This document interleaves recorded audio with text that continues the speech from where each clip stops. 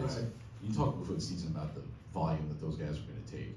Is this still feeling natural to you when they have a disparity like this? It's been that way in some other games too. Yeah, it's just depends on how somebody defends you. Obviously, they were switching everything, and so like when people switch everything, trying to schematically keep the ball in Braden's hand as much as possible, especially with his ability to go against the five. So like when they switch that, now we want him just to be able to either take his shots or break people down and then make the right decision and then, play off of that. And I thought he did a pretty good job of that. But it all starts with like how they choose to defend you.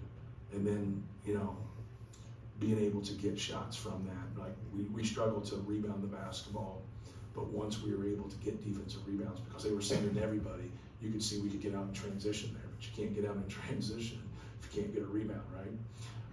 But no, the volume of shots there kind of, obviously we're going to put the ball in Trey's hands and in Braden's hands and then be able to play off of that. We run some stuff for Fletch to try to get looks, and people are going to try to take those away and not let him get those clean looks from three.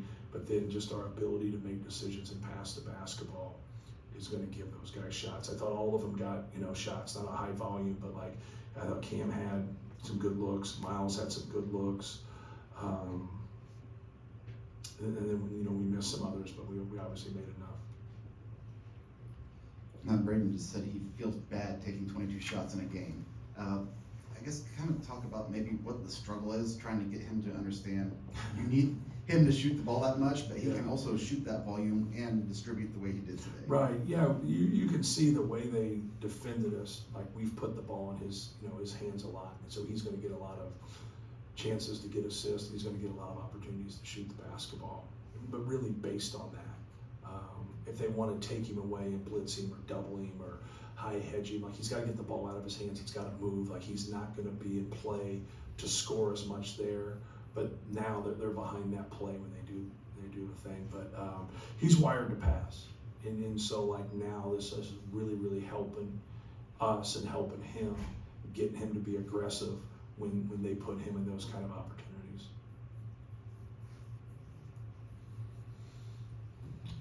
That stretch in the first half where you had a pretty unconventional lineup out there. I think you had all three freshmen out there at the same time, and I can't remember who else, but obviously not your best offensive lineup, but they were able to get some stops and get some turnovers. Right. And Caleb got an offensive rebound that led to a Braden three.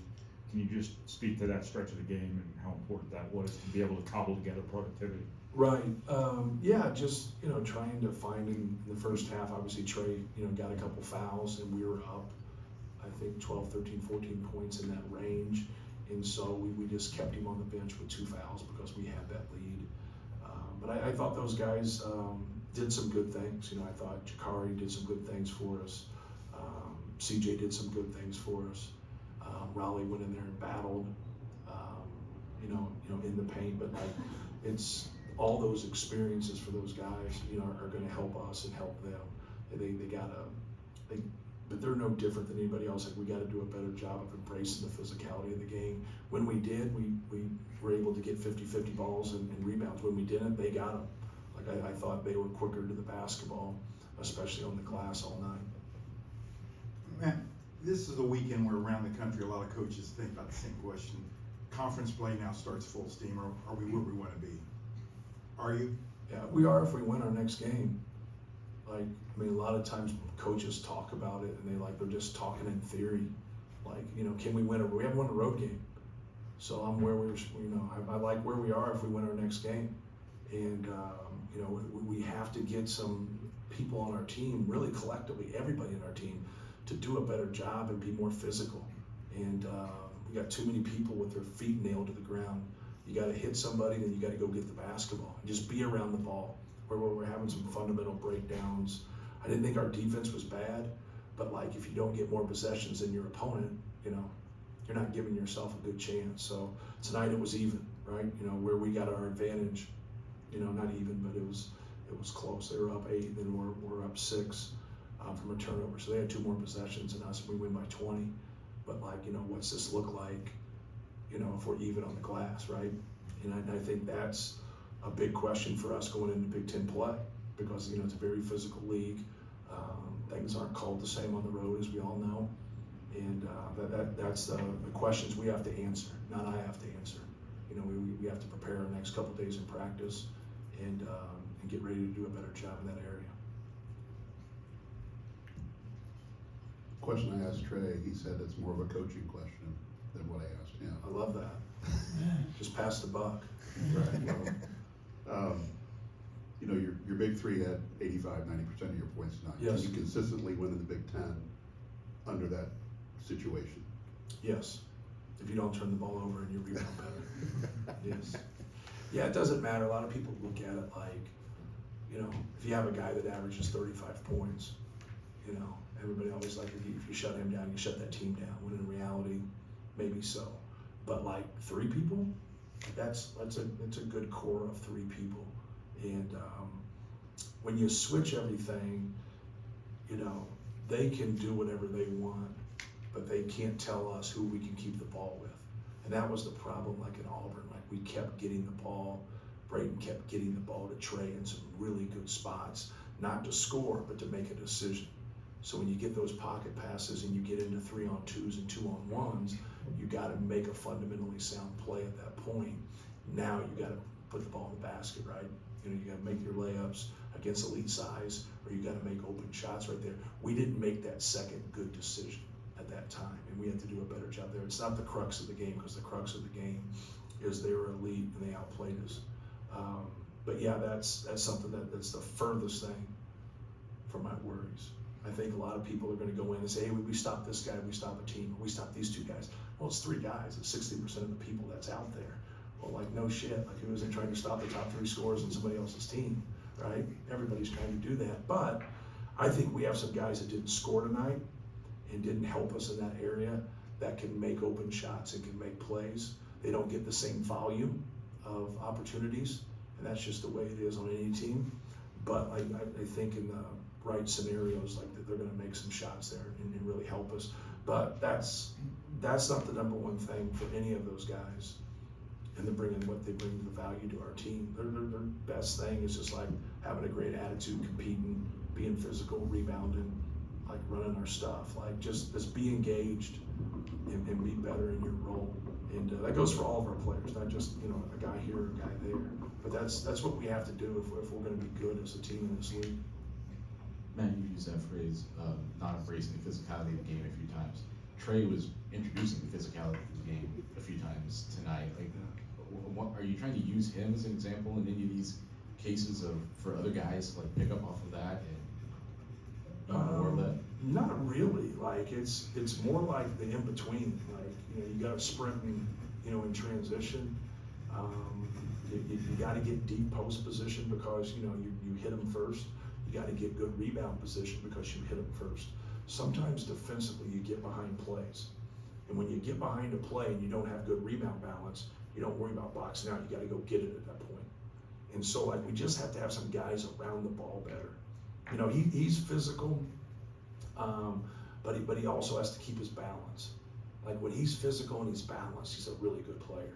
You know, in everything that he does. When he loses that balance, when you see him fall over and do that, like, sometimes, like, and he's playing a lot of minutes, right? But I think it's you know, those are excuses. Like, you came to college to play a lot of minutes. You can never complain about playing a lot of minutes. It's what you want, right? You want that role. And he didn't have that role before. Now he does. And so, like, to be frank with you, like, he should get more than 6 rebounds. You know, but I think everybody should rebound better than they did. But that's the reason I keep saying collectively this is going to be on a team. If we play smaller, we just got to be small in our size. We can't be small in our fight. Like, our fight's got to be better than it was today. Coach, we saw a couple times where Caleb was kind of switched onto a guard on the perimeter, and he was able to kind of stay in front and wasn't overmatched. Just how important is his defensive versatility for you guys? Yeah, they made one of them on him, and that's what we kept telling him. Like, don't worry about. Like, that's a tough 2. Like, don't worry about that. But yeah, that versatility helps you when you have a guy that can switch onto guards and allow you to do some different things. I thought he was great. Like, he, you know, made 2 free throws. That's all he scored. But, you know, like, look at his plus minus. Like, we were a much better team with him on the court. And he really gave us a lift, and we stayed with him more in that second half because we were a better team with him on the court tonight. And if you consistently do that, you're going to help yourself, you're going to help your team. But That's something that, you know, we need, and I thought our bench, you know, did some really good things. Sam and then Brian. Now we know E doesn't stand for elephant. Riley now with 15 minutes, look like the stamina is much better. Are you getting to a point where you can rely on him for extended periods of time now? Yeah, he's better there. You know, he still has some issues with it. You can see after the 3-4 minutes, you know, he'll get that way, but he's better. He's got to react quicker. Like you know, he's got a big body. He's got good athleticism when he has a head of steam. Sometimes when he's set, now he's got to work on that explosion to go get that basketball. And if you're not going to be able to get great position because you're in help, now you got to be able to go get it. So that's the one area where he's got to do better. You know, finishing around the rim and rebounding the basketball for us, because he helps us because he can stretch it out, he can make a shot, he can pass the ball, you know. But yeah, it's valuable experience for him. But he's better. But like we need him to, you know, for every one that he got, you know, and then there's ones that he was missing. But if he just does his work earlier, he's going to be in a better position. Absolutely. Great minds think alike here. Obviously you can't stop the season, give Raleigh an off season, but what positive indicators have you seen from him that lead you to believe he can develop through the course of the season and the sun a little bit more? Probably the number one thing is just his attitude. Like he's got good energy about him, always ready to practice, always talking, always being positive, competing, trying, putting in time. So like, you know, all the indicators are there. He's got good physical ability. People have no idea how hard it is right away for guys to play and to be able to be productive right away. So he's, you know, sometimes he doesn't play, sometimes he plays 5 minutes, he plays 15 minutes, he plays 10, you know, and he's kept a great attitude and he's kept getting better because he understands the big picture of things. But he needs more experiences. It's just hard sometimes. Thanks. Thank you guys. Thanks, Matt. Yep.